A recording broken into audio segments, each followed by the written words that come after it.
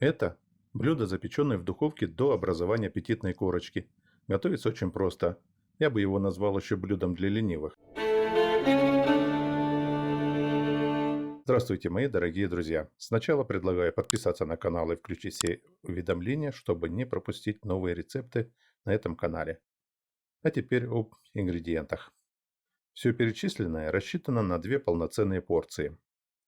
Одно филе грудки курицы, одна средняя луковица, 2 средние картошки, плавленый сыр 200 грамм, твердый сыр 100 грамм, молоко 250 миллилитров, соль 1 чайная ложка, специи для курицы 1 чайная ложка, сухой чеснок 1 чайная ложка, перец молотый по вкусу.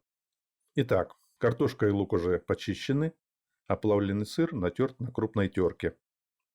Весь лук нарезаем кольцами и половину его раскладываем на дно термостойких чашек. Можно взять горшочки для чанахов, но не накрывать их крышкой. Филе нарезаем небольшими кубиками и укладываем поверх лука. Теперь отправляем поверх мяса специи для курицы, солим и перчим. Оставшуюся часть луковых колец укладываем поверх специй. Картошку нарезаем тонкими пластинами. Если картошка крупная, то разрезаем пластины пополам. Сначала равномерно раскладываем в чашки весь плавленый сыр, а сверху красиво в виде чешуи укладываем картошку.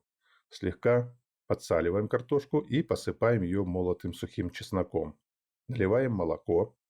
В завершении натираем и равномерно распределяем любой твердый сыр. В разогретую в режиме вверх и низ до 200 градусов духовку ставим на среднюю полку наше блюдо на 1 час 20 минут. Затем еще на 5 минут переводим в духовой шкаф в режиме приготовления гриля, чтобы получить ту самую аппетитную корочку. Приятного аппетита! Подписывайтесь, жмите на колокольчик и ставьте лайки, если рецепт понравился. Напишите об этом в комментариях. Пока!